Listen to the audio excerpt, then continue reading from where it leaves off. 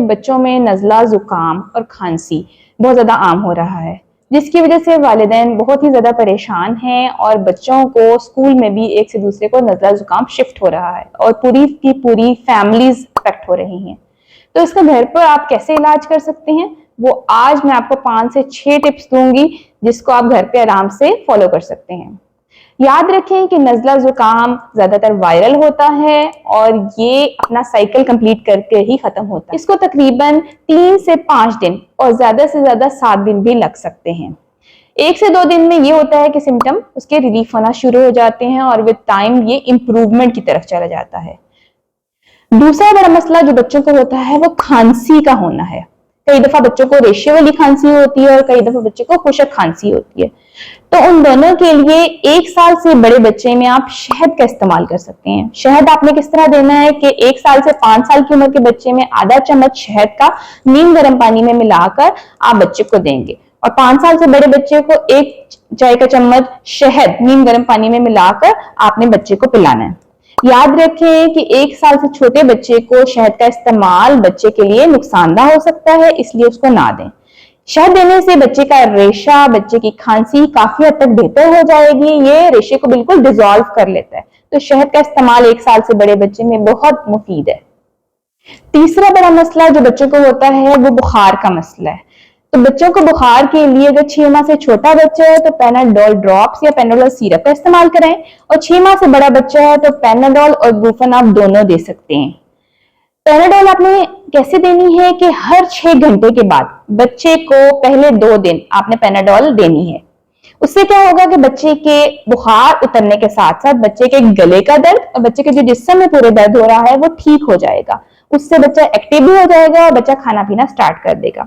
2 दिन के बाद आपने जब बुखार हो तभी बच्चे को पैनाडोल देनी है, लेकिन पहले 2 दिन आपने इसको रेगुलर इस्तेमाल करना है। दिन में आप ज्यादा से ज्यादा आप 4 मरतबा पैनाडोल सिरप दे सकते हैं, उससे ज्यादा आप डॉक्टर की हिदायत के मुताबिक ही दें। चौथा बड़ा मसला जो बच्चों को होता है वो होता है कि गले में बच्चे के रेशा हो या नाक में रेशा हो और बच्चे के सीने और गले से खड़-खड़ की आवाज आ रही हो। तो उसमें आपने क्या करना है कि बच्चे को नेबुलाइज करना है। उससे क्या होगा कि रेशा पतला हो जाएगा और उसको फिर आप बाद में बल्ब सकर से आप बाहर निकाल देंगे।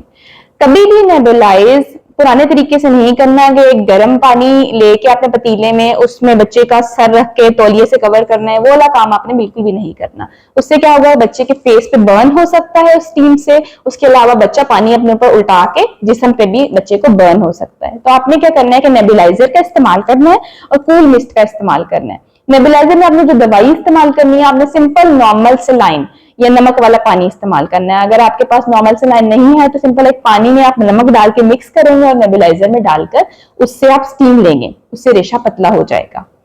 कभी भी जो एटम के नाम के एम्प्यूल आते हैं या वेंटोलिन के ड्रॉप्स आते हैं वो डॉक्टर के मशवरे के बगैर खुद से इस्तेमाल ना करें। 5वां बड़ा मसला जो बच्चे को नज़ला जुकाम के साथ हो जाता है वो है कान में दर्द, क्योंकि नाक और कान के दरमियान जो एक ट्यूब होती है जो इनको कनेक्ट कर रही होती है वो जुकाम से बंद हो जाती है, उसकी सूजन हो जाती है, तो बच्चे को कान में तकलीफ शुरू हो जाती है। तो उसके लिए आप क्या कर सकते हैं, जब आप नेबुलाइज करेंगे उससे कान के और नाक के दरमियान जो नाली है वो खुल जाती है, उससे भी कान का दर्द ठीक हो जाता है। उसके अलावा आप ईएनटी स्पेशलिस्ट को दिखा सकते हैं ताकि वो मजीद इसका इलाज कर सके और कान के अंदर कोई इन्फेक्शन है तो उसको भी देख सके। उसके अलावा वक्ती तौर पर जो इलाज कर सकते हैं वो कुछ आप ड्रॉप्स का इस्तेमाल कर सकते हैं। उन ड्रॉप्स का नाम है लाइडोस्पोरिन ईयर ड्रॉप्स। उन ड्रॉप्स को जब आप कान में डालेंगे दिन में 3 से 4 मरतबा तो वक्ती आराम आ जाएगा। और अगर 6वां बड़ा मसला जो बच्चे को होता है, स्पेशली जो छोटे बच्चे हैं और बड़े बच्चों को भी ये मसला हो जाता है, उसमें है निगलने में तकलीफ होना। बच्चा का जुकाम इतना ज्यादा नहीं होता लेकिन बच्चे के गले खराब की वजह से बच्चे खाने पीने से इनकार कर देते हैं। मुंह में बाइट अगर बच्चे ले लेते हैं तो लेके बैठे रहते हैं और निगल नहीं रहे होते। उसमें यह हो रहा होता है कि बच्चे को गले में बहुत तकलीफ हो रही होती है, इवन के थूक निकलने में भी बच्चे को प्रॉब्लम हो जाती है। तो उसके लिए आपने सिंपल से जो घर में लिक्विड ग्लिसरीन होती है जो अक्सर हम चेहरे के लिए भी यूज करते हैं, उसका छोटे बच्चों में आधा चम्मच और बड़े बच्चों में 1 चम्मच बच्चे को पिलाएं। दिन में 3 से 4 मरतबा पिलाएं। बच्चे को आप 5 मिनट में देखेंगे कि बच्चे को फौरन से जो निकलने की तकलीफ हो रही थी वो फौरन से रिलीफ हो जाएगी और बच्चा खाना पीना शुरू कर देगा। आखिर में मैं जो आपको 2 टिप्स और दूंगी उसमें क्या है कि नज़ला, जुकाम और खांसी इसका जो कंबाइन इलाज है, इकट्ठा जो आप कर सकते हैं, उसमें कहवे का इस्तेमाल है। 6 माह से छोटे बच्चे को आप सौंफ इलायची का कहवा दे सकते हैं। न्यूबॉर्न को अगर जुकाम हो गया है, नवजायदा बच्चे को अगर जुकाम हो गया है, तो आप उसमें 1 से 2 चम्मच सौंफ इलायची के कहवे के उसको पिला सकते हैं। अगर 2 महीने से 6 महीने का बच्चा है तो 3 से 4 चम्मच उसको दे सकते हैं, और अगर 6 महीने से बड़े का बच्चा है, बड़ी उम्र का बच्चा है, तो आप उसको 1 से 2 ऑन्स सौंफ इलायची का कहवा दे सकते हैं।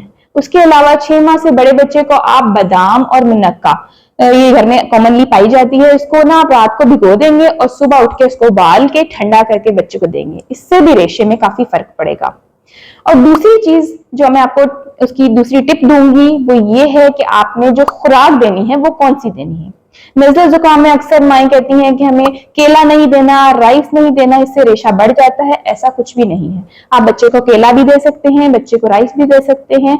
बस आपने उसके बाद क्या करना है, उसके बाद एक कहवे का इस्तेमाल करना है जो मैंने आपको बताया है। उससे बिल्कुल भी बच्चे को लेस नहीं पैदा होगा, कोई भी रेशा नहीं पैदा होगा।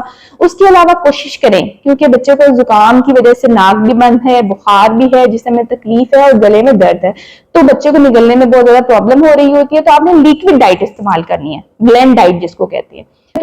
के साथ ही मुझे इजाज़त दें और मेरे चैनल को लाइक, शेयर और सब्सक्राइब करना ना भूलें। शुक्रिया। अल्लाह हाफ़िज़।